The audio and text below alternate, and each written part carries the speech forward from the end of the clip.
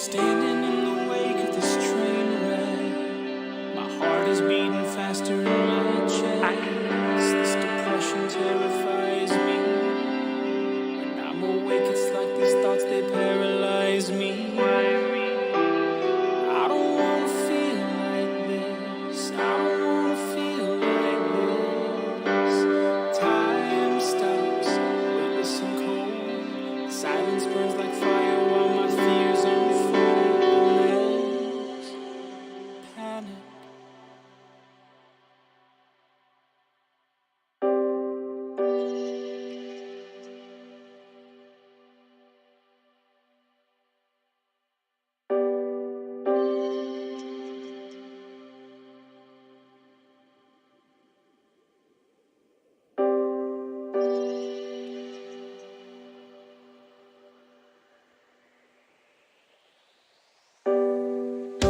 Tooth to my cheek, too hard to speak without you.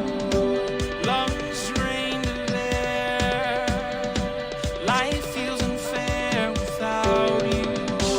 Come back to me, don't leave me to dream about you, dream about you, dream about you.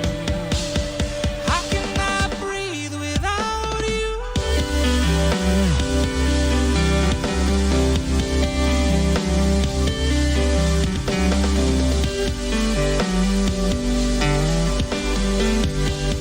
How can I breathe without you?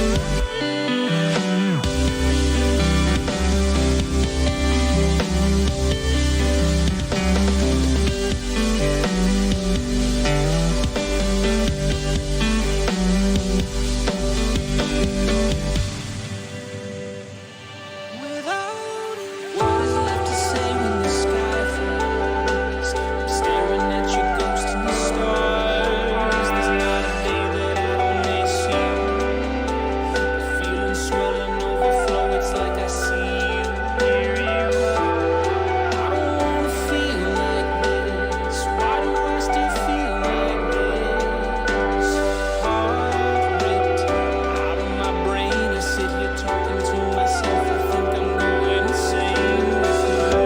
Tooth to my cheek, too hard to speak without you. Lungs drained of air, life feels unfair without you.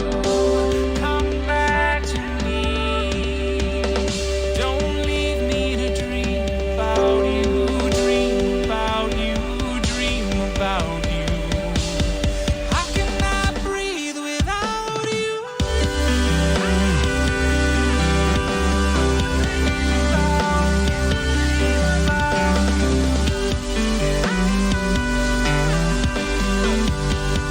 How can I breathe without you?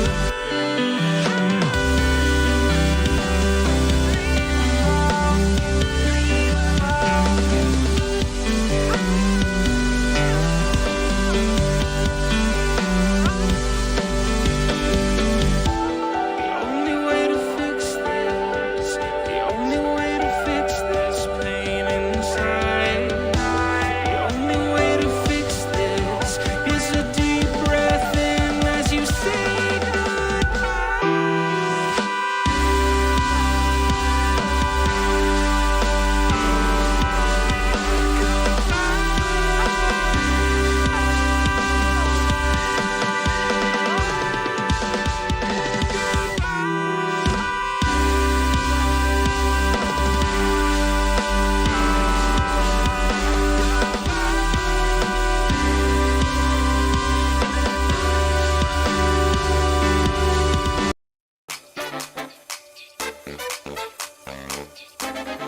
I kick ass for the Lord. What about me? I never loved him the way that I love you. Just drops the mic. Bit me with his butt. Can't see it from here. What about the panty? What about the panty? What's up, Butters? Happy holidays, everybody, and welcome in to 52/1993, the live movie conversation podcast where we discuss movies from the year 1993. I am your host, Cody, and I'm joined by my co-host this week, Alyssa. Welcome in, Alyssa. Hi. Hi. If this is your first time joining us, welcome in. I'll give you a little bit of a rundown about what we do. We're happy for you to be with us today. Just to give you a little heads up, what we do here is we pick a year. This year, it's 1993. It's been 30 years, and we watch 52 movies from that year. We go by their weekend release dates. That's going to change probably in the future, but for this year, we're talking about important movies released this year. It doesn't matter if they're good. Doesn't matter if they're bad. And then we have a guest host to talk about those movies. And sometimes we will see what's going on with them and see if they've watched anything good recently. And then we just kind of go on our merry way. But I think that's pretty much the gist of it. So yeah. Welcome in to everyone and everybody that is here. If there's nobody here, that's okay. We'll catch you on another one. Quiet chat today. Might have a quiet chat today. It is the Thursday stream. That is my bad. I'm so sorry. It's not because of anything that we've done or anything. I'm sure. Maybe. I don't know. It's whatever. But anyway, we're talking about the movie Philadelphia today. And I think it's a first-time watch for both of us. It's definitely a first-time watch for me. And I thought I'd bring you on because you're not a Philadelphian, but you're a Pennsylvanian. Pennsylvanian, yes. And Philadelphia is in Pennsylvania. Who loves watching queer film. Yeah, you're a Pennsylvanian who loves watching queer films. And I think that this kind of is, very rare for the early 90s, especially with this kind of cast in it, for it to be like this. But I thought, one, you would enjoy this movie. And then two, that I, would like to talk to you about it. So I'm glad you're here. And I really appreciate you talking with me about it. I think you told me about this movie. I think maybe even before the podcast, or I had it on my watch list for quite some time, whether it was before the podcast or before I knew that I was going to be the host or the guest host on today's show. Mm-hmm. So I've been wanting to watch it, and I'm glad I finally got to. Yeah, me too. This has been on my watch list. I have a watch list. I have many watch lists, but I have one in particular that is 1,001 movies to watch before I die, and this is on that list. And it's by a director that I really like, and we'll break that down here in a second. I'm actually showing one of his films in the background. It's not quite the same tone as this movie. I'm watching It's Silence in the Lambs on the TV behind me. Little different, just a little different. But definitely has some this director in particular, and I'll talk about him a little bit, has some tells, things that he likes to do. And you probably know of one. If you were looking closely, you can probably spot one just from the way the camera is focused on things in this movie. Let's talk about it though. Let's break it down. I keep going, but let's break it down. So this movie is called Philadelphia. It came out on December 22nd, 1993. It was directed by Jonathan Demme, who also had just won an Oscar for Silence of the Lambs. He's also well known for the film that just got re-released by A24 this year, the concert film Stop Making Sense, which is about the Talking Heads. It's a very famous documentary. So he's behind that, and it is a very well-loved and acclaimed documentary. This movie was written by Ryan Neiswainer, and the cast is, I tried to break it down because really there's only two main people, 3-ish if you count, or 3-4-ish. But there's a lot of people in this movie, so I'll go through there. Tom Hanks as Andy Beckett, Denzel Washington as Joe Miller, Antonio Banderas as Miguel Alvarez. We've got Jason Robards in here as Charles Wheeler. Mary Steenburgen as Belinda Conine. or Conine. Roger Ridgely as Walter Kenton. Daniel von Bargen as the jury foreman. We've got a lot of people in here that I don't know their characters' names. I didn't write down their characters, but they're famous actors. And there's one that's a famous athlete who makes a cameo appearance in this. But Ann Dowd is in this movie. Very young Ann Dowd, probably best known now for her role in The Handmaid's Tale. Chandra Wilson, who is from Grey's Anatomy. This is her first film ever. Julius Irving is the athlete I was talking about. Tracy Walter, Bradley Whitford, who we know on the West Wing, or Billy Madison, things like that. Anna Devere Smith, Charles Napier, Oba Babatunde is a guy that I've seen pop up from time to time in different films. So big cast list, and I didn't even name half of the people that are probably recognizable actors. Antonio Banderas. I named him. He was the third one I named. Oh, I didn't. I'm sorry. I blacked out. That's okay. No, Antonio Banderas. That's why I was like 3-ish main characters in this, because I wanted to give Miguel his due. All right, the synopsis of this movie. Haven't read this. This is my first time. I copy and paste. That's what I do every time. Fearing it would compromise his career, lawyer Andrew Beckett hides his homosexuality and HIV status at a powerful Philadelphia law firm, but his secret is exposed when a colleague spots the illness's telltale lesions. Fired shortly afterwards, Beckett resolves to sue for discrimination, teaming up with Joe Miller, the only lawyer willing to help. In court, they face one of his ex-employer's top litigators, Belinda Conine, and that's it. It just stops there. Okay. That can't be where it stops. That last sentence was unnecessary. Yeah, Because it really was. And then the rest of the movie happens. It's like, Yeah. Oh, that is exactly how it ends. That is straight from Google, people. So that's dumb. sorry. This movie had a budget of $26 million, and it actually did quite well at the box office, doing $206.7 million. If you would have told me that a movie would do 100 times what it is based on the subject matter that is in this movie, I would have called you a liar. That is astonishing. I think this was, I read somewhere, the 9th highest of this year out of all the movies, which is just insane. Mm-hmm. Like, who's watching a movie about a gay man with AIDS in 1993? That's just impressive to me. I don't know. Yeah. I have a couple of, I have a fun fact about, I guess, marketing. Yeah, go for it. I think that's really important right now while we're talking about this. So the director specifically, so the opening scene and the opening song for the movie is a Bruce Springsteen song about Philadelphia. And that was a very intentional pull.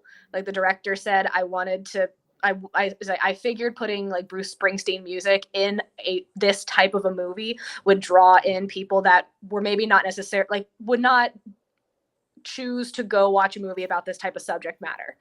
That they're not like part of the queer community, or maybe they're not really into dramas. He's like, but they like Bruce Springsteen. Mm-hmm. So that was a very specific choice that he made.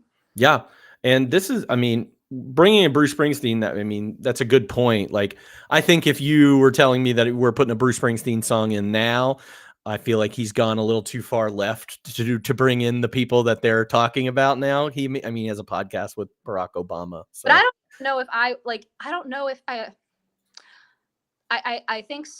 don't know if I would ever go see a movie because of, I know that there's going to be like my favorite Bruce Springsteen song, yeah, or just any artist really. Like, yeah, the soundtrack, like, I think of the Barbie movie, and the Barbie soundtrack is supplemental to the movie, but that's not why I wanted to go see the movie. It was just like a nice little added bonus. I feel like original songs were more important back then than they are now. Cause I think of Taylor Swift, and the big thing they tried with the marketing for Where the Crawdads Sing is new original song by Taylor Swift specifically for that movie. That's an example. As someone who is a massive Taylor Swift fan, I had zero desire to go see that movie. Yeah. Just the original song did not draw me in. Now, maybe it probably did draw some folks in that maybe wouldn't have seen it otherwise. But yeah. No, not for me. But I mean, I think that is the best example that I can think of, just off the top of my head. Maybe this did work a little bit better. I think of other movies that we've talked about this year, specifically about music, like Poetic Justice. We're getting a great soundtrack, or Dazed and Confused, a great soundtrack. Next year, we get Forrest Gump, which is like one of the highest selling soundtracks of all time, just because it's filled with all the 60s music that boomers love. But I still don't imagine that they're going to the theater to see, like, oh, I need to hear that Creedence Clearwater Revival song. Like, Now, no, just it's not like we can Spotify in 1993.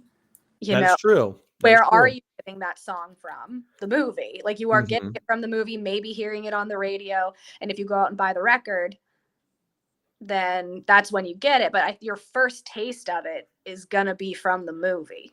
Yeah, you're absolutely right. If So- someone's a diehard Springsteen fan enough, they're like, oh, like, I heard the song's in this movie. Let's go give it a listen. And funny enough, there are those diehard Bruce Springsteen fans out there, like, especially during that time. I remember going to elementary school, in kindergarten. Yeah, I was kindergarten, maybe first grade at this point. But there was a guy in my class who repped Springsteen because his dad was a big Springsteen fan, and like, they went to every Springsteen concert they could in the area whenever he came through. So yeah, people were pretty diehard. Yeah. My mom's a massive fan. Really? Really. Like, Okay. my mom's not really like big into entertainment, like, Mhm. there'd be movies, music, what have you, like, but she loves Bruce Springsteen. Wow. Okay. Nice. Maybe she found a hobby. All right. Well, let me move on. She'll never watch this. I hope. If that's the worst thing I've said, then I'll be fine. Let me go through the scores here for Rotten Tomatoes, IMDb, Letterboxd. So Rotten Tomatoes has this at an 81%. IMDb has this at a 7.7, and Letterboxd has this at a 3.9. So they're all very close to being the exact, like, that's the closest I think I've seen kind of across the board. If we were rating everything out of like 10 or 100% or whatever, like, if you convert it all, those are probably the closest we've got. So Roger Ebert gave this movie 3.5 stars out of 4. He said Philadelphia is a good movie, and sometimes more than that. And the Hanks performance, which after all really exists outside the plot, is one of the best of the year. Sooner or later, Hollywood had to address one of the most important subjects of our time, and with Philadelphia, the ice has been broken. It was a really good review. I like this review that he wrote. So if anybody wants to check that out, I think you can check it out, rogerebert.com, and I think all of his reviews are listed there. So this one's a really good one, really well written. Destin Howe of the Washington Post did not like this movie as much, and I agree somewhat with what he's saying. Now, I agree probably more with what Roger Ebert's saying here, but he says, in the terms of the ugly, debilitating truth about AIDS, or in terms of homosexual life, both of which this movie purports to portray, Philadelphia is lost and floating somewhere on the far side of Pluto. That's pretty harsh, I think, but... So I'd love to know what the criticism was of. Like, just of like how it's was it was it an accurate portrayal? That's what I think he's questioning here, is whether or not this is like real life, or about, this is not depicting homosexual life. This is not depicting what it's like to have AIDS, kind of thing. I think that's what he's saying. Okay. But I think that critique is very, very harsh of minor details. But again, I'm a cis white man, like cis het white man too, and don't have any of these things. But I do think that I have some gripes, I would say. But I think we can talk about those. I've got like 3 or 4 listed out, and I don't think this is a perfect movie by any means, but I do think this is a really good movie. Mm-hmm. And you can tell that this is a good movie because of some of the awards that it is nominated for, and some that they win. So this movie was nominated for 5 Academy Awards, Best actor, best screenplay, best makeup, and 2 best original song nominations. 2 in the same movie. One's at the beginning of the movie, one's at the end of the movie. Tom Hanks does win for best actor, screenplay, makeup, and Neil Young's song "Philadelphia," which plays, I believe, at the end of the movie when they're showing the video of the beach, like him as a kid and on the beach. I think that's the Neil Young "Philadelphia" song. But Bruce Springsteen does win an Oscar here for best original song for his song "Streets of Philadelphia." So 2 wins here they pick up. Interesting. No director nod here. No nomination for best director, which I'm a little bit disappointed in because I really like Jonathan Demme. But all right, we've talked about all the stuff on the top. Now let's get into this discussion a little bit and talk about some of these scenes that really stood out to us. I have a few down, and we may have some crossover. We may have some different ones, but I'm not sure. Do you have the opening credits listed? No. Okay. That is where I will start then. I will start with mine and then I'll turn it back over to you. I really enjoyed the opening credits of this. I really like the credits design, the like hand drawn. I wasn't sure that it was going to fit the movie, but I really did like it. I don't know what the purpose of it was. It was awesome. It was awesome. We also get the Streets of Philadelphia Springsteen song over the opening credits. And one thing I really like, I've never been to Philly. Have you been? You've been to Philly? Yes, it's been a very long time. But it basically just takes you through the city of Philadelphia, the good, the bad, like shows you everything. You see people smiling and waving at the camera as it goes by. You see a homeless person just sleeping in the middle of the sidewalk. You see like these neighborhoods that again, like they're just driving through Philly. I don't think they had a route or anything in particular to take them so that they're going through like the nice part of Philly or anything like that. But I think it pretty much introduces Philadelphia to a person, especially somebody that might not have been there before and might not, want the like touristy view of what Philadelphia is, and really gives you a good setting for this place for the story to take place. Agreed. I think between the visuals and the music, I think it really encapsulates the vibe of Philadelphia. Like Philadelphia is a good vibe. It's a great city. And yes, like you're going to see both the good and the bad. But I loved that intro. And I was like, yep, this is Philadelphia. Yeah.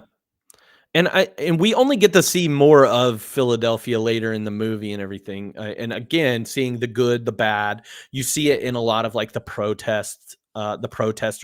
You see it in the bars that we go into the shop, like into the pharmacy that we go to, all these different settings. You see who Philadelphia is, and it's a pretty mixed bag. Like it is very, very similar. I mean, I want to say it's very similar to New York City in the sense that it's East Coast. It's a big city. It is very diverse. There is a lot. I would say there's a lot of parallels. Like if I was to compare New York City to or any city in the United States to New York City, I think Philadelphia would be the closest second. Yeah, I was thinking Boston too. I've never been to Boston. New England vibe. Yeah. In relation to this, I've been listening to a history podcast that's been talking about like mostly the Revolutionary War at this point.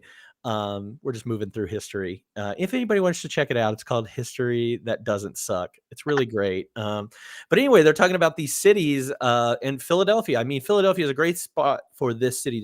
It's essentially where our country started. It's the first capital of the United States. It has,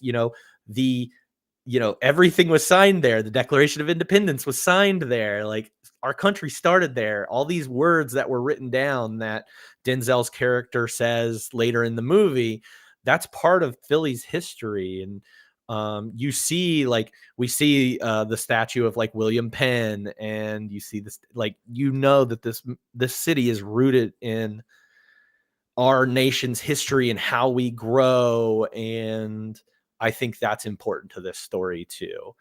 to think about where we came from and what it says from, why we are the country that we are and what we became. And I think that that's been lost in recent, years with us becoming like super polarized and everything politically. But I think it's really important that this movie is set in Philadelphia for that reason. So I agree. nailed it. Freaking nailed it. So yeah, love the opening credits. I think it's really important, and it gives us that Bruce Springsteen song too, that I think is actually a really good song. I enjoyed that song. I did not like the Neil Young one as much. Yeah. I don't love Neil Young's voice. Sue me. All right, I'll swing it over to you now because I'm sure you've got the next scene. Yes, I have actually none of my scenes take place in the courtroom. Oh wow, okay. I was like, okay, but the first scene that I picked out is the promotion. Is Andy getting moved to like not partner, but like associate, like being promoted as a lawyer within the firm, and they're smoking cigars, which I found very ironic and funny because I find cigars to be very phallic, and I don't know if that was a choice or not, but I caught it. Made me There laugh. are cigars all over this movie. Yes, and I thought that was on purpose. Okay. I mean, obviously, like cigars are like the celebratory, usually like very expensive, but also insanely phallic. Yeah. I liked that scene. It like, and there was some really good like you were talking about the tells, like the visuals, how the camera was focused. And then this is also, as soon as he gets the promotion, this is also when one of the partners finds the lesion on his face. Yeah. So it's just like, it is like a very high to a very low very quickly. Yeah, I like this scene too. I did not write this one down. I had a little bit later than this, but you're right. It does introduce this is a signature thing for Jonathan Demme. He loves a close-up. Mm-hmm. And we get a lot of close-ups. We get a lot of face directly in camera, which is something that not a lot of directors do, because it's weird to have your actor look directly at the camera. It feels almost like POV. Yeah, it's I liked it a lot. I don't think I've ever seen one of his movies. Mm-hmm. If you like, they do it. It's not as prevalent in a movie like Silence of the Lambs, but it is still in there. There's a scene, and not to take away from Philadelphia, but I think of, in particular, there's a scene between Clarice and Hannibal Lecter in Silence of the Lambs where they're talking to each other across from the glass. And that is where you're getting just back and forth of the switching POVs there. But there's something about the close-ups that really, there's something different in this movie about the POV or the close-ups in this. I will say, and this is something that I'm going to talk about, I think, later. Mm-hmm. I felt this movie was very intimate. Yeah. Like I think that's what the close-ups brought, is that it really put you in the shoes of whichever person you were looking at, or whatever person was being spoken to. Like it put you in the movie, it felt like, and you felt I felt very part of the movie. Like I am sitting there watching the trial. I am walking through the streets. I am watching all this stuff go down. And it felt, like, I think intimate is the word that I kept coming up with. Intimate, yes. And I also feel like, again, it's putting you in the shoes of the people there. It felt claustrophobic. It felt like, especially when, and this is probably like later scenes where you see Andy and he's got more lesions, or he's sweating and he's got opened wounds and things like that. Like it's intentional to make you feel uncomfortable. Like, even if you don't feel those things, even if we know how, HIV is transmitted and everything now, everything that we know about this disease, I'm still like, it made me really uneasy, and intentional too. Mm-hmm. It kind of gave me like early COVID vibes, which this is, again, I was a child in 1993. I barely So I don't know what it was like to be near someone who, like, what that mentality was, but that's the mentality that it reminded me of when, and I'm moving ahead quite a bit to when Andy asks Joe. Joe. I was like, Yeah. Jeff, Joe's character to work with him. He says, I have AIDS. And like, it's that zoomed in on Joe's face as Andy's like picking up a picture and putting it down, or like touching the cigar box and putting it down. And like, it's almost like there's like a high pitch, like, I don't even know if there's a high pitched sound in the background, but that's the vibe it's giving me. Yeah, no, They're like, and then he immediately goes to the doctor afterwards and he's like, I might have been exposed. I don't know. How can you get it transmitted? And the doctor's like, you need to calm down. but that was the fear. yes. And when they put you in those rooms, and we're jumping around obviously a little bit, but like when Andy gets fired, just speaking about how close we are in that room with Joe and Andy, they're as far away as they can be from him at that moment. And they film it that way. So it's like, we're going to come to you, but we have to like travel to get to Andy, to get to him. Like, and that's the way the camera moves. Right. So yeah, I think he might have used it a little too much in this movie. I'm not complaining about it. I freaking love it. Like I love everything he did with it. But comparing it to like Silence of the Lambs, they don't use it hardly as much. And it's used a little bit more subtly, I could say. Yeah, I love an artistic touch. Yes, I do too. And especially in a movie like, again, this movie did $206 million. That's probably, I don't even know what that is in 2023 terms, but it's insane. Like for a movie about this subject, still we're looking it up. Yeah, it still blows me away that this is the kind of movie that would do that much and have an artistic element to it. And more artistic stuff that as we'll go on and talk about other scenes. So it's about 438.62 million. Wow, that's crazy. Like that is a lot of money, especially made on a basically $26 million budget. That might be like a $50 million, which is unheard of. Movies don't get made for that cheap anymore because everything is just outrageous, but it's pretty impressive. So yeah, okay, what's your next? So you've got them with that scene. What's your next one? I've jumped to the library. Okay, I have a couple in before that. I have the missing paperwork, which happens immediately after Andy gets his like promotion and gets put on this important case. We see, I think it's 10 days later. I think that's when it jumps to, and Andy, we know looks terrible. He's got more lesions on his face.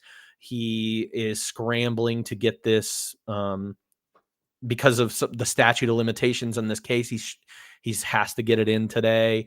And we see him go to the office, put the documents on the desk that needs to be grabbed and sent forward. We know we learn a lot of things in here that Andy has been taking off some days.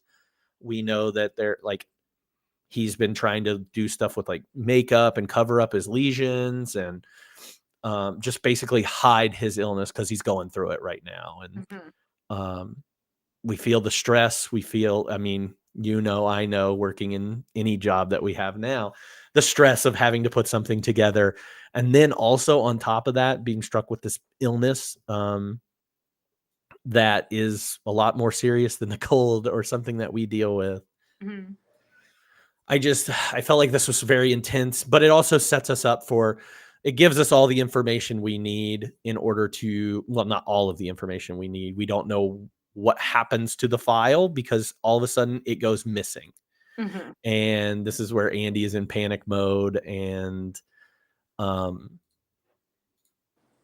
like everybody is freaking out about this. And then eventually it just pops up and we get to that bigger scene where Andy does get fired. And we talk about that and how they're very far away from him and he's surprised. And then all of a sudden the attitudes of these men who just congratulated him, just said faith, like there's that line about faith. Thank you for having faith in me. I don't think I have it listed down here. Do you have that quote? Do I have it in mine? yeah, he says, thanks for having faith in me. And Wheeler says, faith, Andy, is the belief in something for which we have no evidence. It doesn't apply to this situation. So just like having the utmost confidence in this person that they are proud of, they're proud that he is on the team and everything, and then they switch and say he has an attitude problem. Wild. And yeah, wild, and he's let go after that. So that was my next scene. Just kind of the downfall of Andy into where he ends up going to look for a lawyer to fight a discrimination case. Which I also had. I had that scene. You have the library scene, which is after when he goes to Joe's office, right? Yes. And we already touched on the Joe's office scene. He goes in, he's touching him, he tells him his story, and Joe, a black man, is not interested. This case seems, 1, it's against a big law firm. 2, it has to deal with AIDS. 3, it has to deal with a homosexual. He's not into it, doesn't want to have anything to do with it, gets him out of his office as quickly as he can. And I think it's like even not more important, but like Joe is not necessarily set up to be like this stand-up lawyer. Like he's handing out cards to everybody. Yeah, you're the guy from TV. Yeah, exactly. Even the guy who came in before, he's like right before Andy, he's like, you've got a case. And there's like, this is clearly not a case, but he'll take basically any client's money. He's an ambulance chaser. Yeah, he went to the hospital and was passing out cards at the hospital. So it's like for him to say, he goes, I don't think you have a case. And he's like, all right, thank you. And like leaves. Like that was like, dang, like he is really like, he's like, and you find out later, very homophobic. And he's just like, and of course, yeah, very. And like, again, does not want to go up against this mega corporation lawyer firm. Yeah. And I think between this scene and the scene that you'll talk about, he goes home, he tells his wife about it, and he's like, I don't know anything about, gay people. And his wife's like, yeah, I know tons of gay people. Like my aunt is gay. My friend down the street is gay. Like all these things. And he just oblivious to this world that is around him and that exists. Like, I don't know. But you see a little softness there, but it's still like very overt homophobia. Oh, it's horrendous. Like it is a lot. But yeah, and his wife is like, it's really not that big of a deal. And he's like, it is the biggest deal. And she's like, whatever. Like, she's like, I'll argue with you about this. Yeah, she didn't really care that much about it. I mean, she's with Denzel, so good for her. Good for her. Okay, so all those scenes combined lead to the library scene. So I'll let you go. So Denzel is at the library and realizes that Tom Hanks, Andy's character, is at the library as well, researching discrimination law, specifically disability discrimination, because he thinks that there is some type of a law that specifically cites AIDS. And he's looking through it. And in that scene, and I think this is kind of like, I'll touch on this later as well, but Denzel sitting at Joe is sitting at his table, and a white man walks past him and like gives him like a death glare. And then he kind of, looks like, okay, leave me alone. But then sees what's happening to Andy, where the librarian like gives Andy this book. And he's like, wouldn't you be more comfortable, in a private room? And Andy's like, no, would you be more comfortable if I was in a private room? And like the librarian doesn't say anything. And then Denzel's like, shit. So he approaches him and is like it was his moment of acceptance of, I maybe get what he's experiencing, that I like, because I'm a black man, I've experienced this type of sideways glance, this type of subtle discrimination that like the librarian's trying to give to Andy at this moment. And this is the moment where he, takes the law book from Andy and basically agrees to work with him. There's also that good, like he said, have you found a lawyer yet?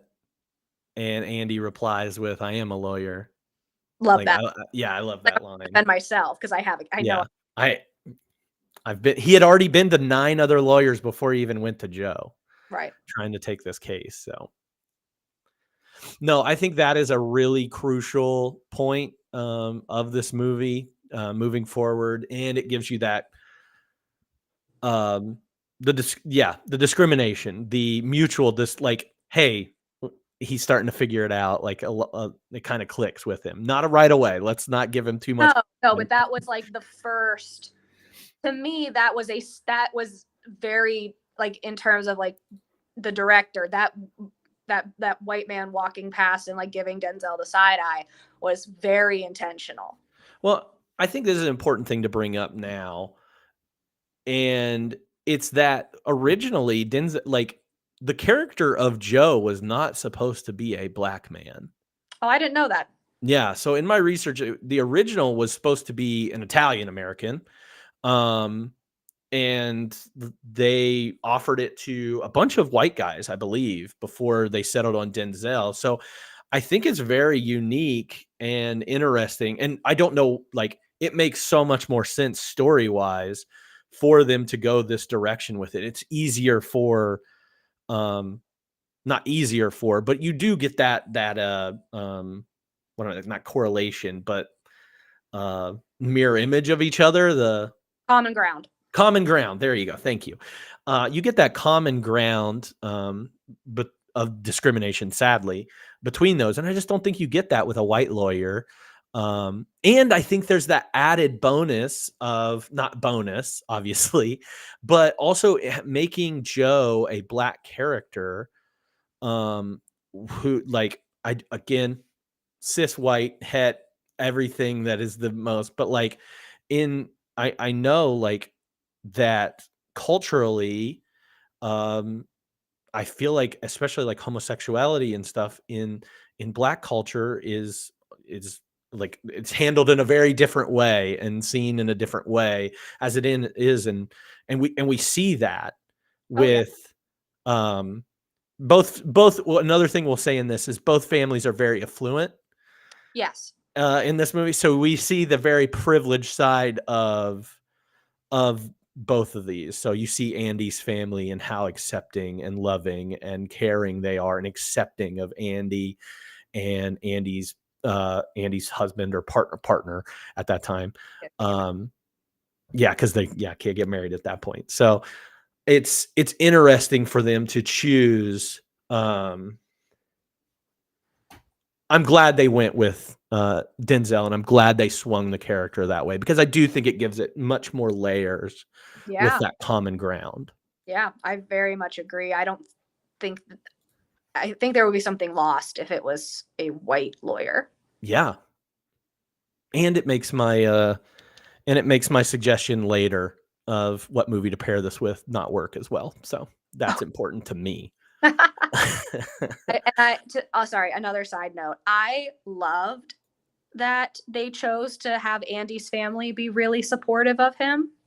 That is, especially in 1993, but even until maybe the last, like, I want to say 4 years, a lot of queer cinema is and also black cinema, or black entertainment is focused around struggle. Mm-hmm. And it denounces or like kind of like ignores the fact that, hey, queer and black people can both experience joy as well, and they just experience joy and see joy represented in media. And I loved that they were like, yeah, Andy's parents are super supportive, all his siblings are supportive. Miguel comes to, Christmas dinner, and like, yeah, all of it. I was like, beautiful. I am so happy that they decided to go with that rather than like, oh yeah, like they don't have any family because they excommunicated by their parents or something like that. I loved that choice. It's an interesting choice for 93 though. Yeah. Rare. Yeah. And I think that, choice until literally the last couple of years. Yeah. I think that is probably that critics take on this a little bit. Again, it comes like, and I agree with you 100%. Like, I love to see that there is that family there that is so like, mother, father, and like an old father too, not a young like a younger father that is just straight up boomer. Like this guy is like old school, greatest generation, like that kind of family, and like so accepting, so supportive, like says the most encouraging things to him about fighting this case. And like, even when his family does have a little bit of hesitancy, like the sister is concerned about how this will affect Yeah. what people will say to the parents and like everything like that. I love that. Yeah. Now, No. let me take it a little bit. It does come back. It does come from an affluent, privileged point of view. Oh, absolutely, absolutely, absolutely. Like there, and I also think that was on purpose. Yeah.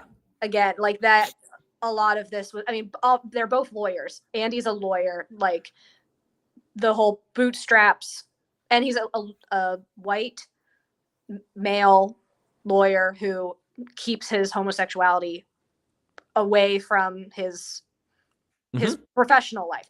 So presentingly, yeah, it just makes sense. Like if he like again wasn't homosexual or did not have AIDS, like he would just be the like type A lawyer guy that nobody suspected of anything.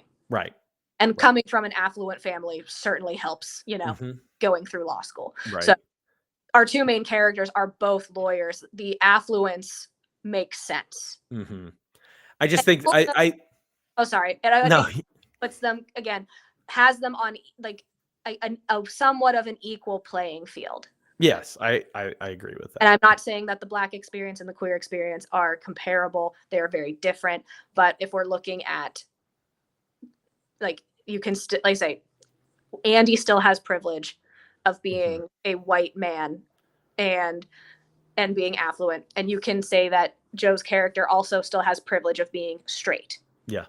There are different we have different types of privileges. I just thought it was interesting. And I think that is, especially with what is, and coming from the 93 critique from that guy, Desson Howe, and probably other critiques, because I did see a lot of that about how this isn't the queer experience. This isn't the AIDS experience that a lot of people faced. But we've seen that story. We see that story all the time. We see, I mean, they make musicals about it. Rent, you see those, everybody afflicted with AIDS and Rent. You see movies like Dallas Buyers Club, where it's showing you the nitty gritty of like trying to get medicine that they can't get in the United States. Like, and these are poor people, and these are people that are even in the queer community are looked down upon. Because there is hierarchy in that queer community in 1993. That is not what we see in 2023. So I saw critiques about that. And I think this is a very easy movie in our 2023 eyes to be like, yeah, that's not right. Like, that is not my story. That's not their story. Like, that is a fair, that I will not sit here and say everybody's experience. Right. Like, no, absolutely not. I thought it was a unique experience. And it was one that, and I will, for a movie that is so heavy, it is to have, I'm like, do we want to put more heavy in it? Yeah. It's almost a palate cleanser. Yeah. And none of these things are any of my complaints. Like, I made sure to go down to like my complaints of the movie. And I was like, I didn't say any of this is my like negatives. I did not. This is not my complaints with this movie. Yes. This is just something that I think this is what that critic was saying. And I fully agree and see their point. Yeah. But yes, you are right. I wish there was more of this. As not obviously this is a sad story and everything, but I really do wish we had more representation of people that are accepting, people that are especially like family, because I think more and more it is becoming, more like that than ever. It's not perfect. We're not perfect. Nobody's perfect, but no, there's a shift though. Yes. Absolutely. Better late than never. Thank you. We've got chatters now finally. So welcome in. Welcome in, Sir Garlet. What's your next scene? Oh yes. God, we are okay. So actually that's a perfect segue. My next scene was the anniversary party at the parents' house where they are sitting in and I keep like jumping ahead with all the No, questions. no, perfect. But my scene stealer is the mom. Okay. I thought her acting was I was like, she's perfect. Like, it's very subtle. Every time she's on screen, like her facial expressions, I thought were perfection. Like, because you can see that she is just trying to hold it together, but she is so afraid that her son's gonna die, and she knows that he's gonna die, and you just see that pain, and it's like it's captured. I also love the fact that it was on like a camcorder visually, and she like hugs Andy, and then like Andy runs away, but the camcorder's still on her face, and she's just like very pained. But then they're all sitting in the circle, and they're like give them hell, fight hard, win this case, you got this. And again, Andy and Miguel are like sitting with the family, and they're discussing as a family. And this movie made me cry multiple times, and I think that was the first big cry for me. I was like, this is so beautiful. Yeah. Like, I was just like, I loved it. And speaking of the mom, I did not mention her name in my casting list, and she is actually a very important person that I want to make sure it gets told. Her name's Joanne Woodward. She is an Academy Award winning actress, so pretty big deal to be in this movie. But I did think I loved his whole family. They were great in their small roles. I love the brothers. The dad was the funny one. I don't think he was given anything like super important other than like, you're doing great, kind of. Yeah, like, oh shucks, Andy, you're the best. But yeah, I agree with you. She really stands out there, and she is still with us. She is 93 years old. Good for her. Yeah, good for her. She's a good one. She was married to Paul Newman until he died. So they were actually married for a very, very long time, from like 53 to 2008 when he died. Wow. 58 until 2008. So Jeez. yeah. So fun facts, you know? Yes. What's your next scene? This is where I jump quite a bit, and I'm pretty sure we're gonna have an overlap here, is the opera scene. So good. This is the next scene I had. It was the next scene. Okay. Insane. Would you mind describing what's going on here? Because it was as beautiful as it was. I was also like, I think I was kind of like overwhelmed with what was going on. So I would rather. Yeah. So this happens right after the Halloween party. That the gay Halloween party. That I have to say, I like looked at my notes and I went post-gay party, and I was like, why did I write that? And I was like, oh, it was the opera scene after the party that Andy and Miguel hosted. I was like, post-gay party. And Andy says that to him too. He said you survived your first gay party. You survived your first gay party, which I loved. I loved Andy dressed up as Navy officers. Yes. Yeah, it looked like officer and a gentleman kind of outfit there, but they were both dressed up as the gentleman and officer. And it's funny too, because, you know, I think they did that intentionally. Gay people aren't allowed to be in the army or the military at this point, or not supposed to be known in the military at this point. So that's there's the whole in the Navy. Yes. Joke. Yes. Very, very, very in your face joke. So it's hilarious. And Clinton's in office now, and this is where, you know, don't ask, don't tell politically we get that from. So that, you know, homosexuals can be in the military as long as they just don't. You can't ask them about it, and they're not going to tell you about it. So that's when that whole thing came out, and everybody thought that was a win, but it was not a win. No, not at all. But anyway, post-gay party, Joe stays behind to go over the Q&A for the next day at trial. And this Q&A is going to be Andy's taking the stand and the trial. We need to go over this. It's very important. We want to make sure that you know what's coming, and I'm, you know, going to prepare you for what they're probably going to say too. So that's the setup for this. But Andy doesn't seem interested at all. He seems tired.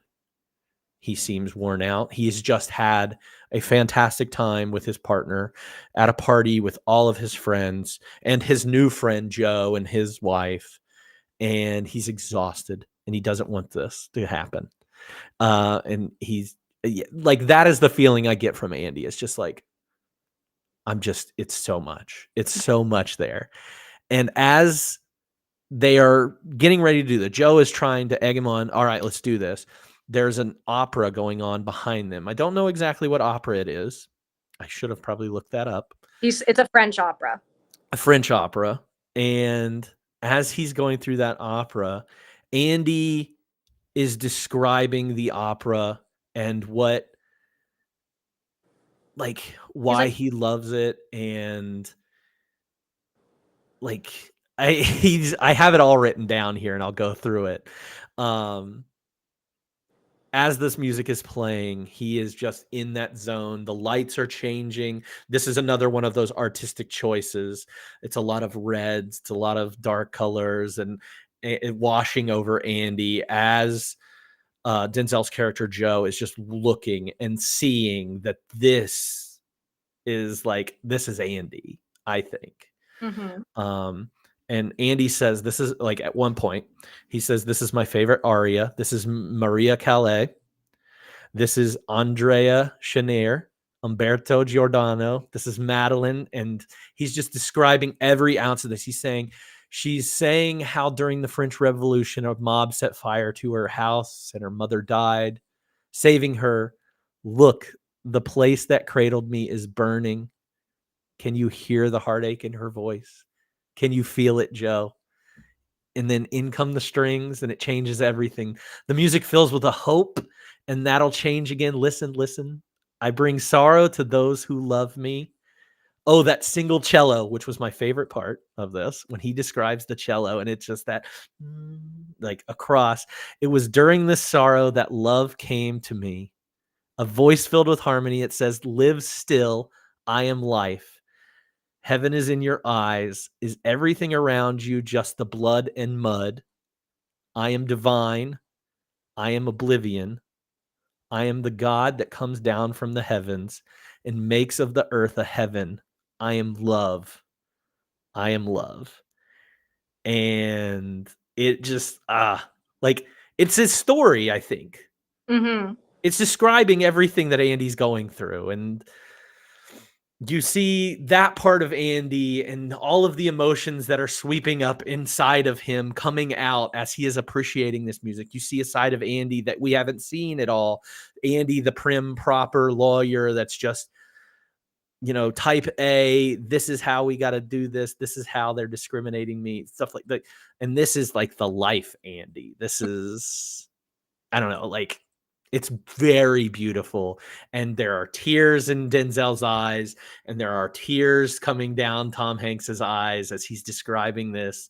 And it is like a vibe thing more than anything. You are with, and it's very close. Again, we're back on the close-ups, and it's almost like above Andy again, like from the heavens.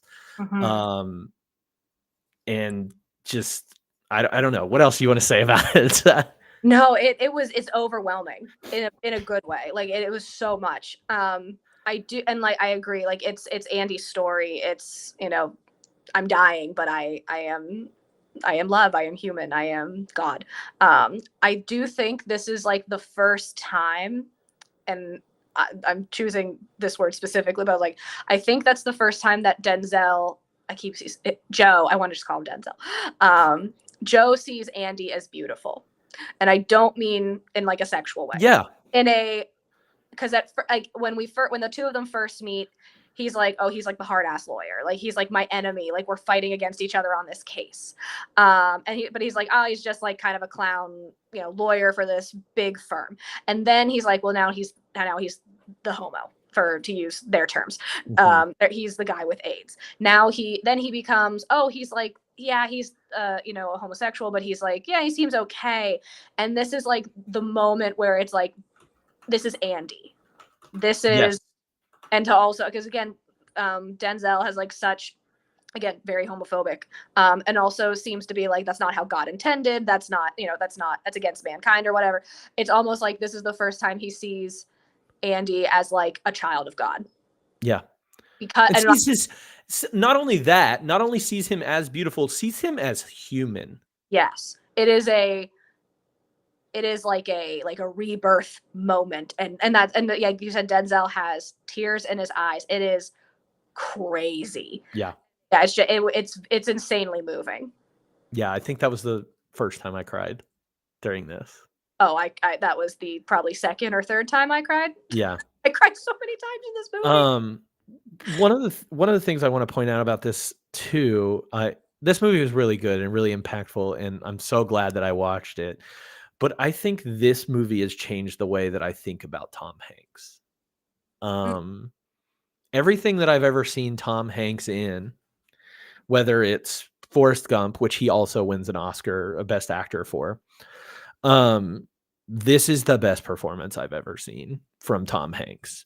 It is the most honest and confident I've ever seen him acting. Like, he's confident in his roles. If you watch a movie like You've Got Mail, which we've talked about, like, he's confident, he's cocky, he's funny.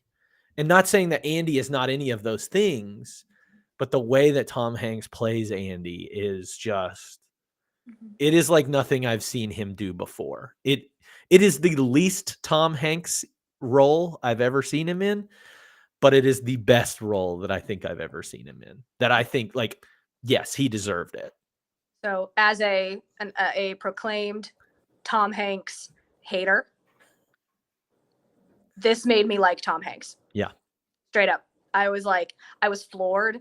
I was like, I agree. This is the best performance I've ever seen Tom Hanks do. And it genuinely made me turn. And I was like, I get it now. I get why everyone's like, he's the greatest. He's a great actor. He can do anything. And like, I think, like, again, I prefer him in these drama roles, like a Forrest Gump, like a Philadelphia. Like, to me, that is where he shines the most, as opposed to a Sleepless in Seattle or a You've Got Mail. Like, yeah, he can do it, but I'm like, okay. Yeah, and comedy too. Like, I think he easily goes into the comedy route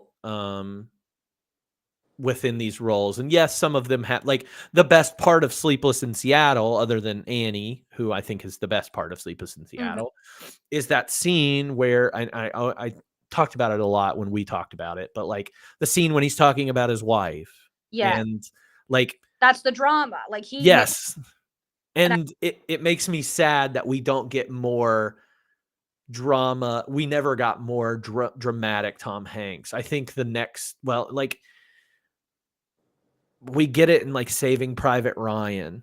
And even what's that? Is it Sully?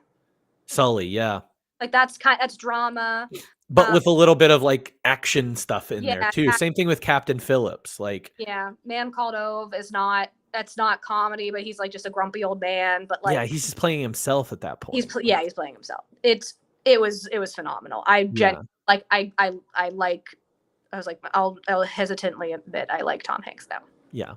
But I mean, I love Tom Hanks, and I love every role that Tom Hanks has been in, from Big to Splash, Bachelor Part, like all these dumb roles, Toy Story as Woody, like, and he gives some good voice performances as Woody in Toy Story 3 and Toy Story 4. Like, those are some pretty hard hitting voice acting things in there. But like, yeah, we don't get anything like this. I would want somebody to tell me if there's something I've missed out on of Tom Hanks that is like this.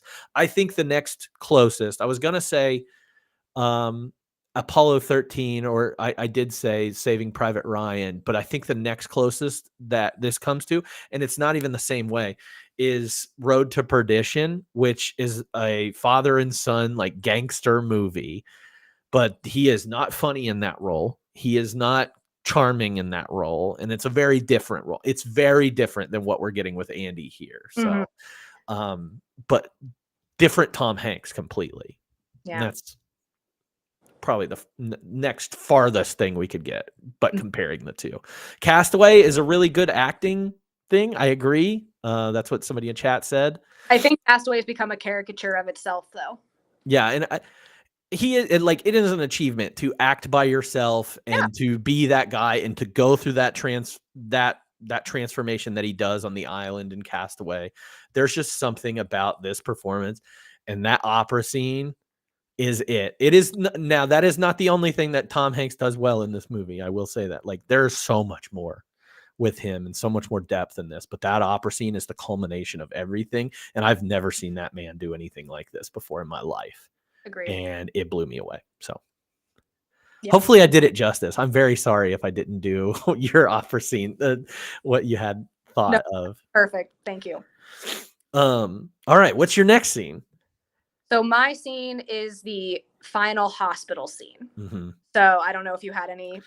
I had the trial ending, but that automatically goes into the hospital scene. Which the only part I will say about the trial, there's some really good trial stuff here. If you've watched trial movies before, basically, you've seen it all before, and I will bring up something similar at the end. But like putting Andy on the stand and then like him collapsing at the end there and then finishing the trial without Andy there. And then also winning it. I think the unique thing about the trial ending before we get into the Andy hospital scene is that at that point, when they win, it doesn't seem important anymore. Yeah. Like that win was not as a moment. It was not played to be a trial. It was not made to be a courtroom drama. This movie was not made to be a courtroom drama, even though, 45 minutes of it takes place in a courtroom. Mm-hmm. I think the ending of that trial and how downplayed it was. It wasn't exciting. It wasn't like music didn't play. Like no one celebrated. No, nobody celebrated. It was just like, I'll see you at the appeal. Like, Fine. Yeah. We do get that great line though, after when she is cross-examining. Yeah. Andy, where she comes back to her seat after doing the lesion thing, which we'll probably talk about in our like what the fucks. Where she's like, I hate this trial. And I love that. So I have we're just going through my fun facts. Yeah, you're fine. I have it too. That was an improv line. I'm glad. So I didn't take that when I watched the scene, I didn't take that as like her being human or like her showing empathy, like that she hated humiliating Tom Hanks in that way. I took that as when she went back, she was like, I hate this trial, meaning I can't believe I have to be here. And I can't believe I had to get so close to a person with AIDS. Ooh. And like, I was like, and to me, that was like, it just shows how nasty, or like not nasty. Yeah, I guess how the lack of empathy that this firm has for this man, that they genuinely believe that him being a homosexual is the worst possible thing on the face of this planet. But then I read it and they're like, it's supposed to make her more human. And I was like, oh, yeah, that's the way I took it, was how it was and that they pushed her to do this, to attack him. I mean, you hear it in her opening arguments whenever she's talking about like basically proving to him that homosexuality is the worst thing on the planet, and because of his loose lifestyle, he deserves what he gets. Yeah, kind of thing.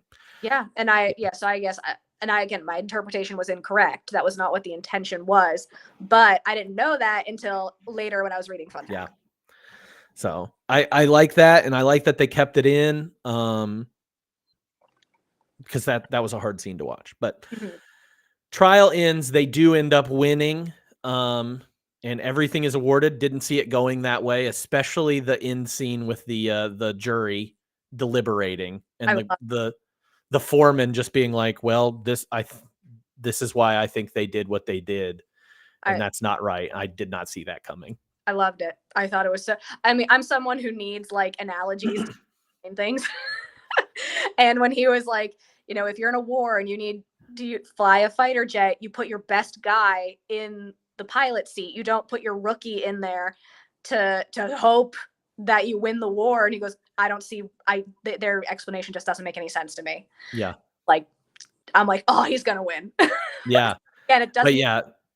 But the thing about the trial is it just doesn't mean anything at that point. It's Mhm. nothing at that point. So, but we go to the hospital, and so I'll let you take over from there. So we go to the hospital. Everybody's there. All of Andy's family, Miguel, his brothers and sister, parents, and Joe shows up with a bottle of champagne to let him know, hey, the trial was won. Congratulations. We get the iconic. Andy is also as frail as he has ever been. He has the oxygen mask on. He's not moving. He's awake. But Joe sits next to him. He's trying to take his mask off to say something, and Denzel has to like help him remove it. And he says, he tells the joke, what do you call 1,000 lawyers chained up at the bottom of the ocean? And Joe says, I don't know. And he says, a good start. Yeah. So good. And then he leaves. Joe repeats that joke to some guys in the elevator. A man who is clearly injured doesn't hand him a card.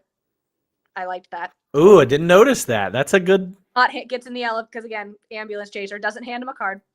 But it was the saying goodbye to Andy, because I was like, that is such a thing that you do if you've ever experienced being with someone who is on their deathbed, saying, I'll see you tomorrow, okay? Mm-hmm. Like, just to like say it more for yourself, but almost like, hey, don't die on me in the middle of the evening so that I can see you tomorrow. I'm gonna see you tomorrow, okay?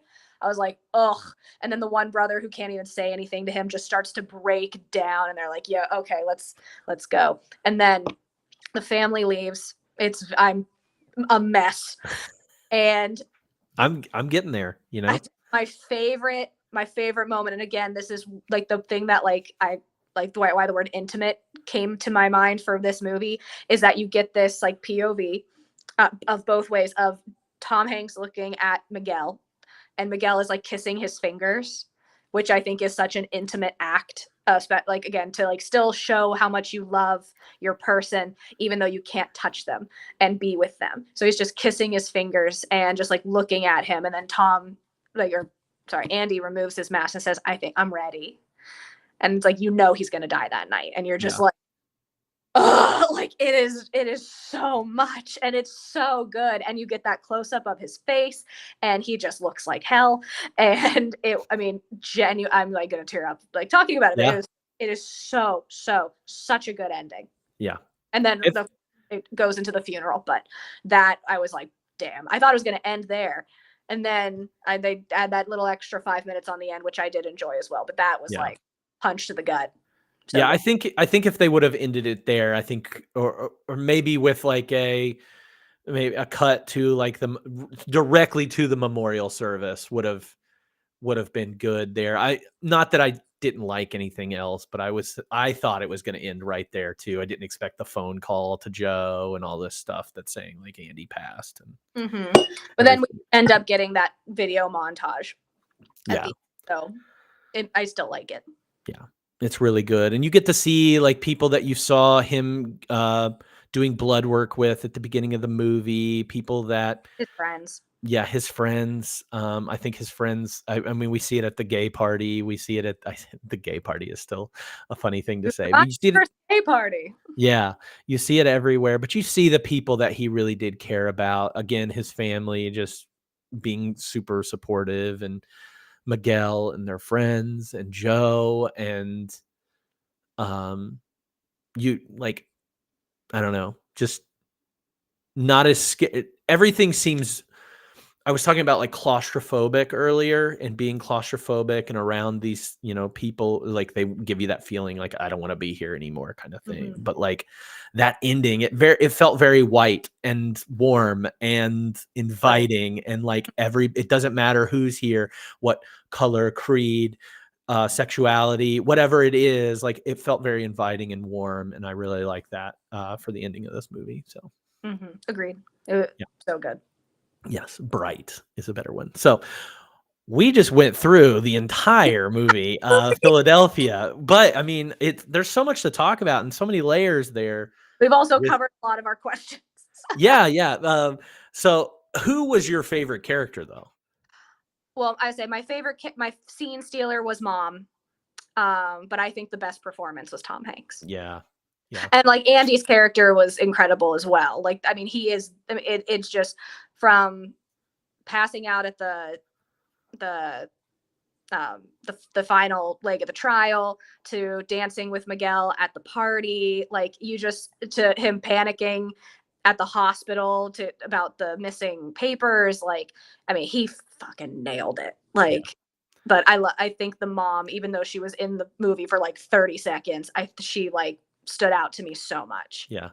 I'm actually gonna throw a little curveball here. And she's not great. I mean, she's not a great person that you want to say anything about, but I thought that I'm a big Mary Steenburgen fan. If people don't know this about me, sorry. Love Mary Steenburgen. She's the lawyer that for the other side. I thought she did really well, and she's kind of got this like type about her, like when she's cast in things. She's a mom. And her being like, oh yeah, she's a mom. She's a mom from Step Brothers. Like, and her being this lawyer, the lawyer to defend them, I thought she nailed it. Particularly, I liked her.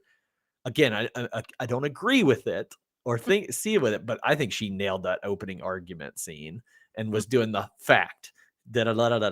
Fact, he's not a good lawyer. Fact. Like I loved all of that and thought she nailed it. That would like again, like you see the panel of white lawyers, the four people. I didn't even think about that. The four people who own the firm, and then the two lawyers who are representing the firm are a white woman and a black man. Yeah, I did not even think about that. Oh, it was insane. I was like, that's on purpose. Because, again, even when they had the I don't know what her role was but the black woman who works for the firm, who worked with Andy's character, who was, I think she was paralegal. Paralegal, got promoted, and they were like, how did you get promoted if you're a black woman? And and she was like, you are way oversimplifying the situation here. Very on purpose. And that's why I'm so surprised that they weren't initially going with like a black lawyer for Joe's character. But I think once they did, because I don't know, maybe it's because I saw it everywhere, but I think once they got him in that role and they were like, ooh, let's take this turn, I feel like they really intentionally added it in there. Yeah, that talking about that particular the paralegal, they put her up on the stand, and Joe is not cross-examining her, but questioning her, and she says, apparently Mr. Wheeler felt that my earrings were too ethnic, is the word she used, and she told me he said he would like it if I wore something a little less garish, a little smaller, more American. And Joe said, what'd you say? And she said, I said my earrings are American. They're African American. Yeah. Which that was kind of like a little, yeah. Like, Yeah. So that was one of my quotes that I had. What other quotes? Speaking of. I only had like one other one written down because I had the Wheeler Faith quote. But I had the judge. He goes, in this courtroom, Mr. Miller, justice is blind to matters of race, creed, color, religion, and sexual orientation. And Joe says, with all due respect, Your Honor, we don't live in this courtroom, do we? It's a good line. Great line. Good. I was like, yeah, that's the only one that like I wrote down other than the faith one that we talked about earlier. I have one where Joe had just asked Andy what he likes about being a lawyer. And Andy replies, it's that every now and then, not often, but occasionally you get to be a part of justice being done. That really is quite a thrill when that happens. Mm-hmm. I love that. Now explain it to me like I'm a 4-year-old. Yes, I love that. Now explain it to me like I'm a 6-year-old. I keep thinking of like Michael Scott whenever he says those. He says like 2-year-old, 4-year-old, 6-year-old, all at different points. And I just think about Michael Scott with that. Yes. I could not, this is for me, and I would be remiss if I didn't say this for Spencer, who's not here, but so this movie gets made fun of in Family Guy, of course, like very early Family Guy. And in Family Guy, there is a part where Peter says, oh my God, I love Tom Hanks. Guy's a stitch in everything that he's in. And they're watching Philadelphia, and it's a cartoon version, but Tom Hanks's character in Family Guy says, "I have AIDS." And he says it in this movie, and I was just like, no, he doesn't just straight up say, "I have AIDS." Which He was very does. he's like, "Hey, what's going on? I have AIDS." Yeah. Oh, like it is Yeah. he just was like, it is what it is. So I had to mention that. That's mostly for Spencer. Miller says, "What's wrong with your face?" And he says, "I have AIDS." Yeah. I've got a couple more quotes. I know we're, getting there, but I mentioned this earlier where Joe is being interviewed by reporters and he says, "We're standing here in Philadelphia, the city of brotherly love, the birthplace of freedom, where the founding fathers authored the Declaration of Independence. And I don't recall that glorious document saying anything about all straight men are created equal. I believe it says all men are created equal." Mm-hmm. That's a good one. And then I had, I think I just put, I don't like this. It's the opening statement where she goes through her facts. I don't want to go through all those because they're not nice. No. But I did like that. So Mhm. anything else that we might have missed? Nope. Okay. Biggest laugh, cry, scare, or thrill. I think we've already hit on this My a lot. my biggest cry was the final hospital scene. Yeah.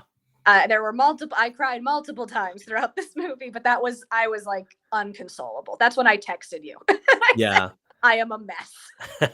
Miguel, I'm ready is what I wrote down. Is Mhm. just, oh God, that was hard. And I think we already touched on this, but in the same regard that we were talking about the close-ups and the intimacy of the close-ups are kind of like not obviously something very intimate, something that shows, that, but also I said like with the opened wounds, the lesions, the things, the scare behind that and like feeling like, oh, I don't want to touch anything. I don't want to like breathe the same air kind of thing. They put you into that. And obviously it's intentional, but I thought that was good too. Mhm. So, most what the fuck / ridiculous moment. So I had two. And I don't know, one of them might just have been a me problem. Was the music loud when you watched this? I don't think so. I don't think it stuck out to me. I had the problem. I don't know if it's my TV. I don't know if it was how I streamed it. Whenever the music came in, it was so overbearingly loud, it drowned out the words. And Really? had to like whenever, yeah, it was all. I always talk about the movie Dunkirk and how like the sound is intentionally very loud and because of the way that they did it, like how they record. It wasn't sound bites. It was actual bombs going off that they recorded. The music in that movie was so loud that I had to turn down the volume and turn up the volume and turn down the volume because then I couldn't hear them talking. I didn't know if that was like an intentional, like music played a part in this movie. Like the score was very beautiful, like the opera scene in particular, which is why I was like, I need you to describe it because I was like, I have to turn this down because it was like screaming at me. Yeah. But that was, I don't know if that was intentional. If it was not intentional, then that's not a what the fuck moment for me. It might just be the transfer and like It might maybe what version you bought, because I know you rented it the same way I did.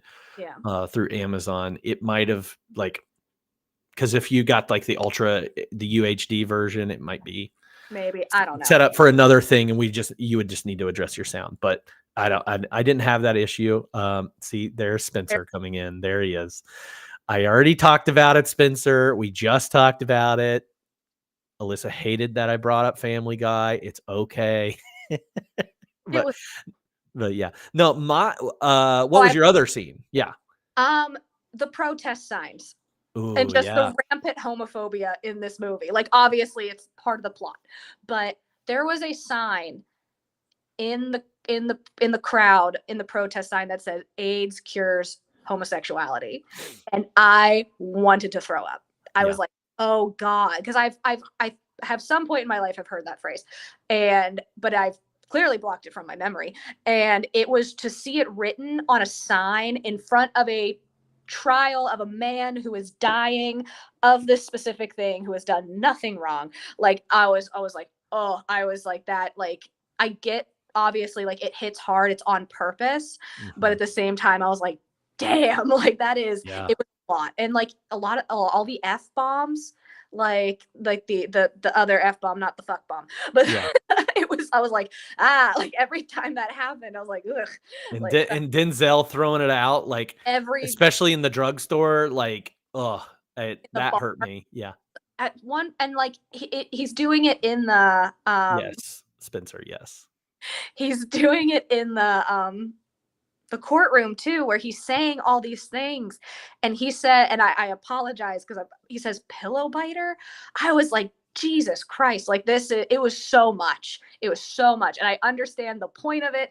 I Mhm. understand why, but like again, through a 2023 lens, it genuinely made my stomach turn, and I was like, oh yeah, this was just the writing. This was Yeah. not. I mean, obviously, it was made to pack a punch, but not. I don't think. I don't know how much of a punch it made in 1993 compared to 2023. Yeah. Yeah, watching it through this, like Those signs that you see in the movie are based on actual signs that the Westboro Baptist? fuck them. Yeah. That's where all that stuff comes from. And yeah, fuck that guy. Hope he's dead. Probably shouldn't say that on here, but whatever. The mirror lesion scene is my ridiculous moment. Not because like I'm like, well, one, because I am like just appalled that that is a tactic that they would stoop to do it, but yeah, it was just like, whoa, what the hell are you doing? And then like when Denzel comes back with the let's remove your shirt, Yeah, let's show him. I mean, it was very impactful, obviously, to win, but Jesus, like this is what we're gonna have to do. so much of it was meant to be humiliating. Yeah. And like, yeah, it was, and it was a hard watch at times. Like, it was such a good movie, but at the same time, I'm just like, there were a couple times where I was like, oh, I feel ill. Yeah. I can't do this. Yeah. I almost wish that would have come before. Like maybe they'd split up Andy's testimony and that would have come before the opera scene, because that would have been like the last like thing that like broke him to where he's just like, I am tired and I don't want to do this anymore. Like, best music moment. You obviously heard a lot of it, but Mine was the opening Yeah. Bruce Springsteen song. Like, obviously the opera scene is beautiful, but I thought the music with the images and the opening credits, I think it was just nailed. it's not so much the like obviously the music in that opera scene like really makes it impactful and everything, but it's not so much like it's beautiful, but it's because Tom Hanks is so good and just like going through it and describing everything and going through it that way. I just think that's perfect. So skipping the next thing that I have on my list, what is I think we're both in agreement here that the best performance is Tom Hanks. Yeah. I think he killed it. I think he deserved every accolade he got for this movie. Next. Yeah, next. All right, let's move on to our 1993-2023 recast. Lead characters only. Not asking you to go too in depth. So, Do we do fun facts or do we do that later? that's after this. Okay, so sorry. So I do not have a 1993 recast. Okay. Well, let me run some by you. So obviously we talked about Joe and them making Joe black as opposed to what he originally was supposed to be, which is Italian American, for all those that didn't or joined late. So I stuck with that. And obviously like I did this last week this is our double dose of Denzel in a row. Lawrence Fishburne would have been amazing in this, but I also think about Forrest Whitaker in this role at that time, around the same age. And then also thought about this probably because he just passed away, but I thought Andre Braugher would have been a really, really good in that role too. Yeah. So good one though. Also here's a real struggle is finding somebody who was gay or to play the Andy role. Not a lot of actors were out at that point. Probably some of them still aren't out.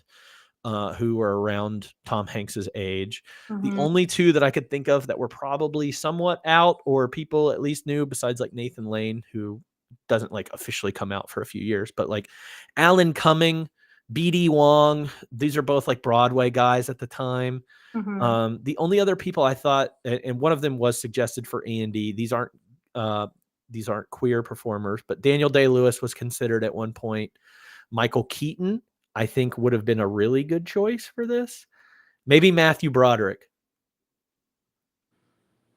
No, you don't like Matthew Broderick? I love Matthew Broderick. This was way too intense of a role. There's a lot of That like plays that Matthew Broderick, again, like of Broadway fame, and he's done a lot of like Neil Simon plays and dramatic plays. Some of them have been filmed and stuff, but if this wasn't in Philadelphia and it was in New York instead, I think Matthew Broderick would be a really good person for this, if I'm being honest. And a good opportunity for him after coming off of the 80s where I'm Ferris Bueller. This would have been a great opportunity for him to be like, here, let me show you my chops. Well, yeah, I just think of, and I guess we just talked about this with Tom Hanks, that when we think of Tom Hanks, we think of the comedic roles. Mm-hmm. But when I think of Matthew Broderick, I think of the comedic roles. I think of the producers. I think of, Bueller. Even like he's going to do Simba in a year. Yeah. Right?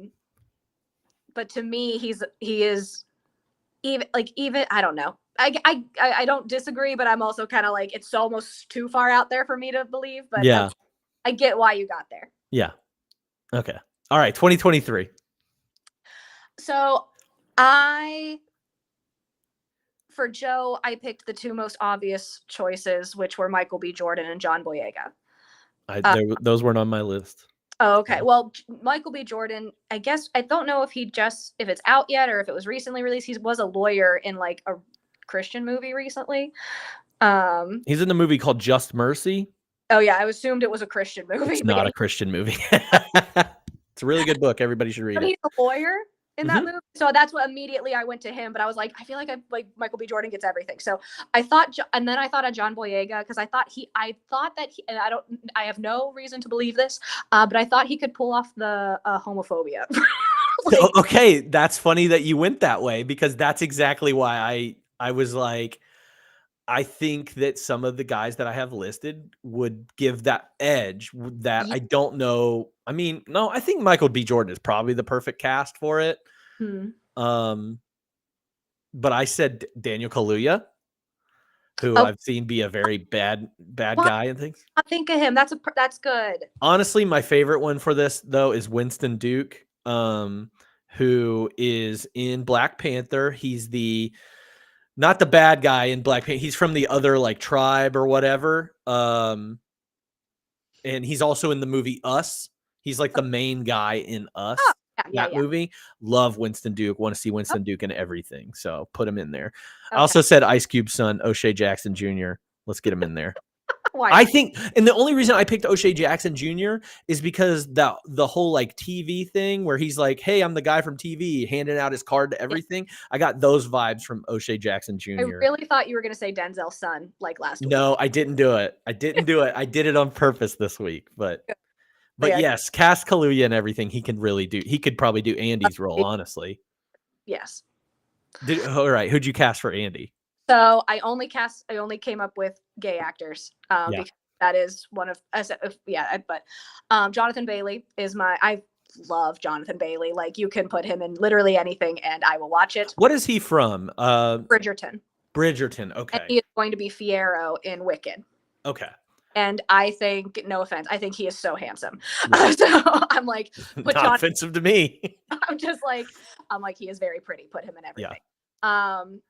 I also put Colton Haynes solely, and this is probably weird. He has a very like distinct like jaw, chin, cheekbone situation, and I thought that if he lost like a lot of weight for the role of Andy, I thought that his cheeks would like really sink in and make him look really sick. That's a weird reason to cast him, but still a gay actor. And Matt Bomer. Also, Matt Bomer and Jonathan Bailey are in a movie that I think is either out or is coming out very, very soon about a gay couple. Okay. gay couple. So Yeah. I also had the thought, I have an honorable mention, which I actually think I would maybe cast him as Miguel, just because I want him to be in this movie, and it is Conrad Ricamora, who is the guy who plays the Mr. Darcy character in Fire Island. Okay. And the reason I didn't cast him as Andy is because of the race component, Hmm. because he is an Asian American. And I think that they've I know it wasn't intentional in the first place, but to have Andy be a white man, and to have Joe be a black man, I think are very I think it makes the movie it gives it that extra edge. So I think that's why I stuck with a black and white cast. Yeah. Um, I honestly thought of Joachim Booster for the role of Andy. Like I honestly thought he could do it. and he's a goober, but I love him. Yeah. But I like, again, Conrad. I think he's, again, very handsome. He can do I think he can pull off lawyer, but also a gay actor. Yeah. I had Jim Parsons. Everybody knows him as from Big Bang Theory. Mm-hmm. As what's his name? I can't even think of what his name is now. Sheldon. Sheldon. Yeah. I honestly thought, I was like, yeah, I think he could do it. He's been in a couple more dramatic roles recently. Yeah. What about age? About who? Age. Like, how old is he? I think he's in his 30s, his late 30s. I kind of Andy in his early 30s. Yeah. I think you're right. And I didn't cast that way. I just went with like 30s people. I went with Dan Levy too, or Levy. No, you got to work with me a little bit here, because these guys can do more than just comedy. I know. No, I love Dan Levy. I'm like, ooh, David. Yeah. But I think that new movie that Dan Levy is in shows a little bit more of a dramatic range to him. It looks a little sadder. It looks honestly like, adjacent to this movie. Like that Dan Levy character sounds like it could be the Miguel character Okay. of this, like what he does after losing a loved one. So I thought that's why I was in that mode. And then I thought of Ben Whishaw, who not a lot of people know. He actually plays a lot of straight roles.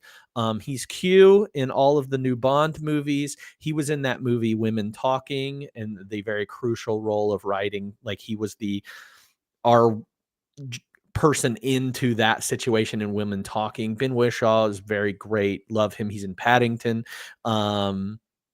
He's got the Tom Hanks hair. He's very scrawny. So I don't know how much losing weight would look good on him. He would obviously probably need to bulk up before and then lose that weight again to do that. So I went with those. Probably not as good as what you thought it was going to be, but I was trying to. I will say I did also specifically, and I don't know if this is a bad thing to say, but I specifically picked actors who have done straight roles, who could, again, Tom Hanks is not a gay man, Right. So to say he is straight passing in his role, but that is part of the plot, is that his lawyers have no idea, his coworkers have no idea that he is a gay man based on gay man stereotypes until they see the lesions on his face. So there has to be a moment where, or there has to, that's why Ed Joel Kim Booster is not even a person who comes to mind, which I'm but he, again, it's acting. They could be straight passing in this acting role. But I picked actors that specifically, I was like, they have been the love interest or the guy, the romantic boyfriend of a straight character, lead type of situation. Yeah. Understandable. That's why I went with Ben Whishaw. Let's see.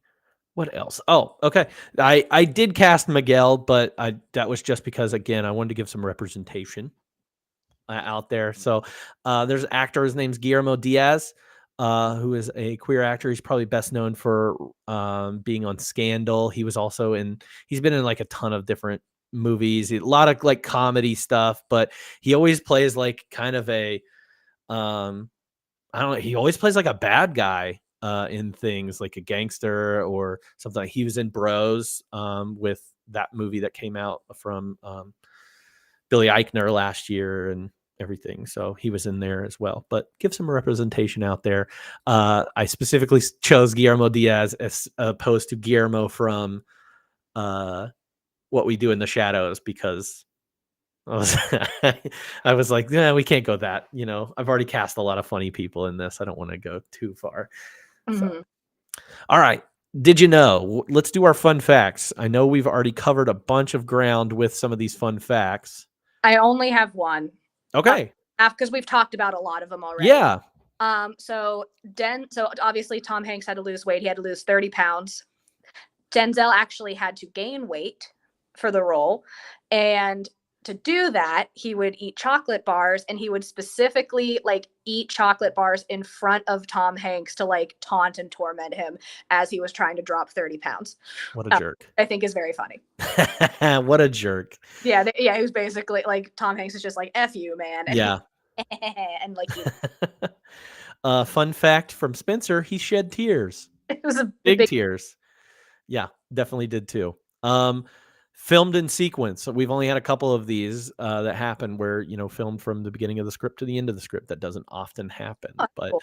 That's 2 weeks in a row, I believe. But I think Pelican Brief was also filmed in sequence. And sorry, I did remember another fun fact. The courtroom was a courtroom. Yeah. Not a set. Very cool. Very cool. I like when they do that, when they use an actual thing, because sometimes you can tell when it's a set, and not that it matters a lot. As of 2022, and I still think this is true, this is Denzel Washington's last role where he is not the main character. Very interesting. Very interesting. Yeah. What a weird. I love it, but it's hey. John Leguizamo turned down the part of Miguel in favor of Super Mario Brothers.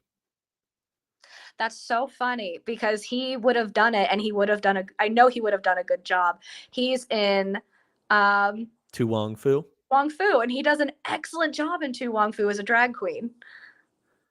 The opera scene was filmed live so that they could get a better performance out of Tom Hanks. So that might have something to do with the sound during that scene too, because it is playing like they are recording it playing. They don't usually do that. It's usually over. They will dub it over. Let's see what else I've got here. Okay, so this goes into what we had previously talked about. Many gay publications had a few issues with the film. Out magazine referred to Philadelphia as maddeningly closeted. There was a lack of dimensionality in the film's gay characters. Many gay viewers felt that Jonathan Demme missed an opportunity here to accurately portray someone's living experience with AIDS. Gay activist and playwright Larry Kramer described the film as dishonest and simply not good enough, also often politically, legally, and medically inaccurate. So, okay. Actors, I like this. Tom Hanks and Jason Robards. Jason Robards is the main lawyer or main partner of the firm, the one that he respects. They both play the same character in two different movies. Jason Robards plays Ben Bradley, who is the editor of the Washington Post in All the President's Men, and Tom Hanks plays Ben Bradley in The Post, which came out in 2017. So thought that was a little cool thing. They couple things here, and I think this leads into one of my "you ain't all that's" saying negative things about a really good movie. Several scenes depicting a more intimate relationship between Andrew and Miguel were chopped by the studio. They also attempted to block the casting of the only HIV positive actor on the film, Ron Vaughter, until Jonathan Demme pointed out how hypocritical that would be in the face of the film's message. And that guy is one of the partners of the firm too. He's the one that he's like the younger one of the partners, the one that's not so sure, hey, that what we're doing. Yeah, he was HIV positive, and they tried to block him. Wow. And that's insane. Yes, that is very insane. And Spencer, to answer your question, Magic Johnson did not make an appearance. Dr. J made an appearance. Very different. Julius Irving there makes more sense in a Philadelphia movie.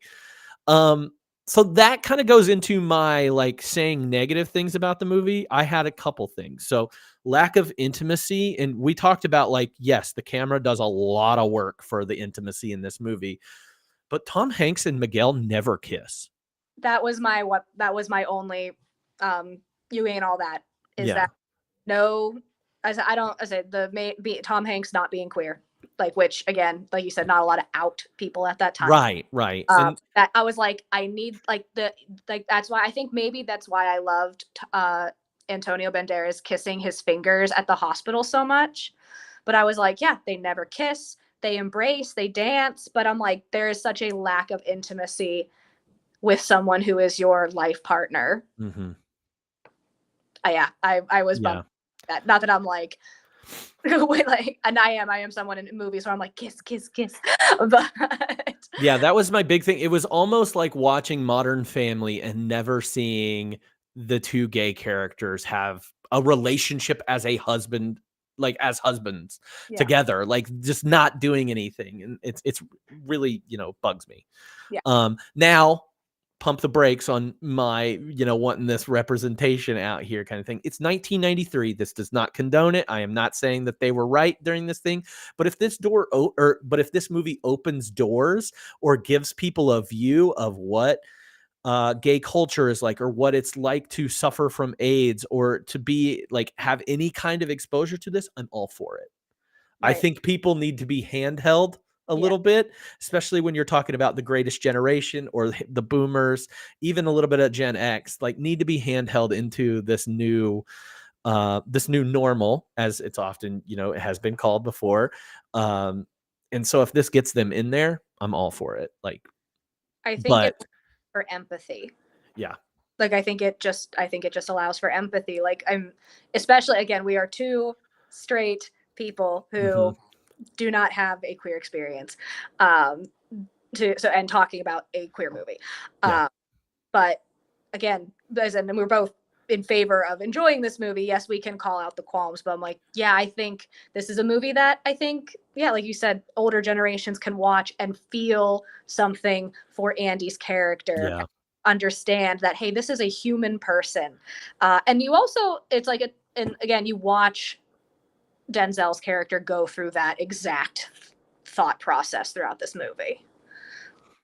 Yeah, you are with Denzel, like most of the people are with Denzel probably throughout this movie, as a person living in 1993, not having the facts or not knowing exactly how to be. We saw, like you said earlier, you brought up COVID. Like, we saw how rampant, like, misinformation went in the COVID era. I can't imagine with a disease like AIDS how terrible that was. And we don't have the or they didn't have the access that we do to a lot of stuff. And you still see ignorance out there with as much access as we have the information now. So, right. And people, like politicians, willingly being like, oh, we're just not even going to try to research this or help people because it's a gay disease in there. And yeah, like Mike Pence, a perfect example of like, yeah, we're just going to let this one ride out. It's yeah. just We talk about no representation in the main actor. And one thing I'll say about that, Tom Hanks was interviewed about Philadelphia. Might have been this year, or it might have been a couple of years ago, but he was saying that a movie like this, even if it was made today, like if it was made today, he was the same age or whatever, he would absolutely not do this and want the role to be portrayed by somebody. And that's not to paint him in like a good light or white knight him or anything like that, but as a recognizing, like, this is not my story to tell. This is somebody else's story to tell. But at the time, I think having a guy like Tom freaking Hanks in your movie is the thing to do. Like, this movie is marketing between Yeah. the Springsteen music, Tom Hanks in the lead role. Denzel is in there too, like, crazy. Yeah. Is it putting,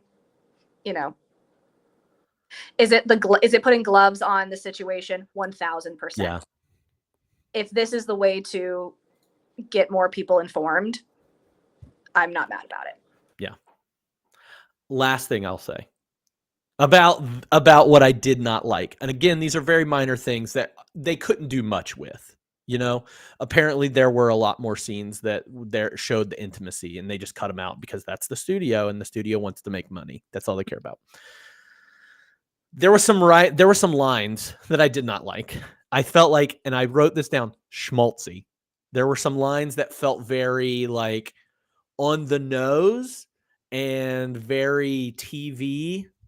Like, you got to get the moral of the story by me saying this line aloud, kind of thing. And like, let's focus in on this character really quick as he thinks about the thing he just said about hating gay people and AIDS and all this stuff.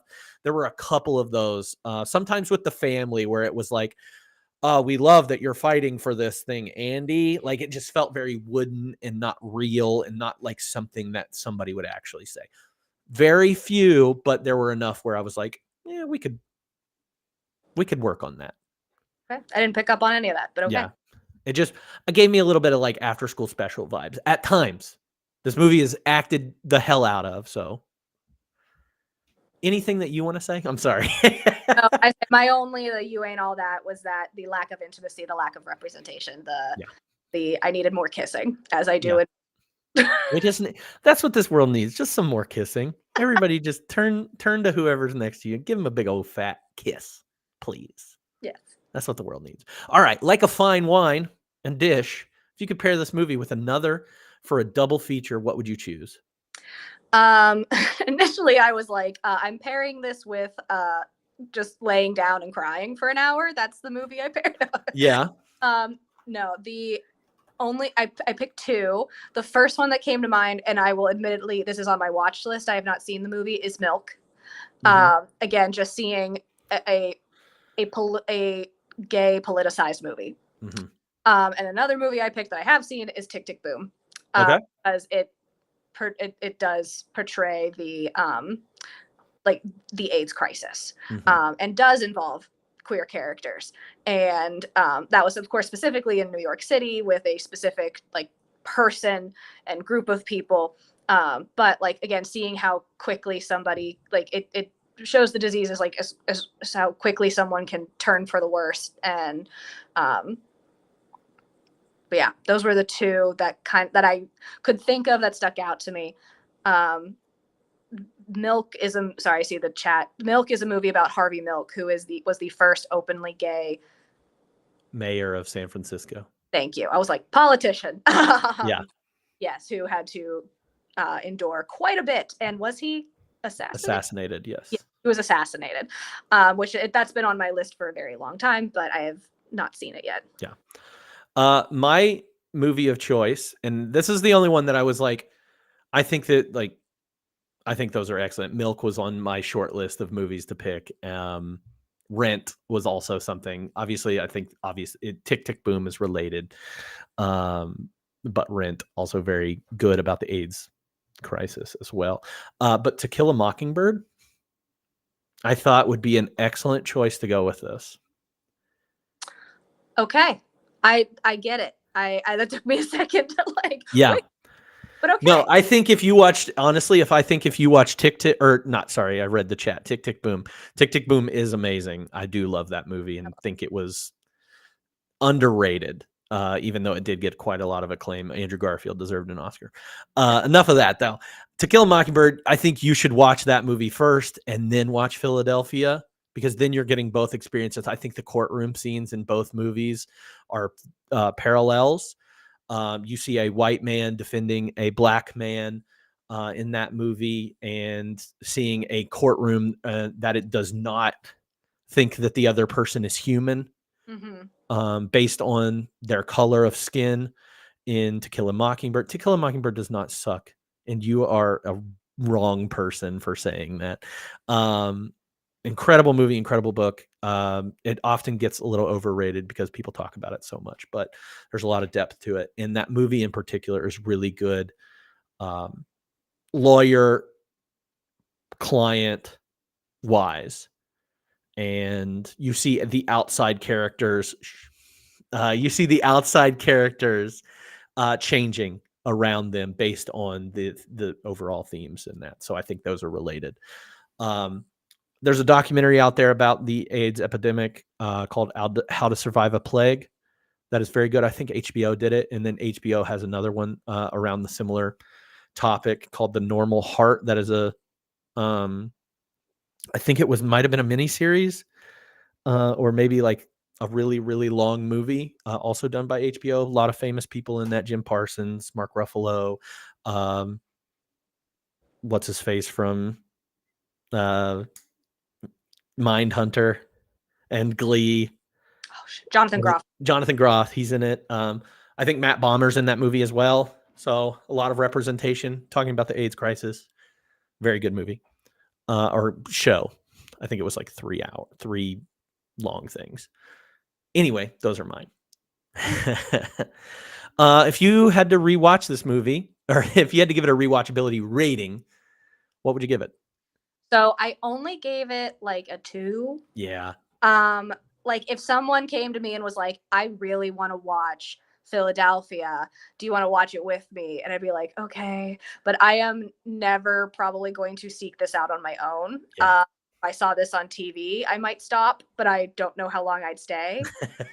If I wanted to cry, Yeah. if I'm like, you know what, I'm in a crying mood, I would absolutely put this on. Yeah. Rarely in a crying mood because I'm always crying. So I just, I'm like, you know what, I don't need it in my life. So I gave it only a 2 on rewatchability. Okay, and that's what I gave it to. What did you give it out of overall star rating? So initially I gave it a 5. I was like blown away. I genuinely loved the movie. Again, cried multiple times. After some like post reflection, I think I want to give it a 4.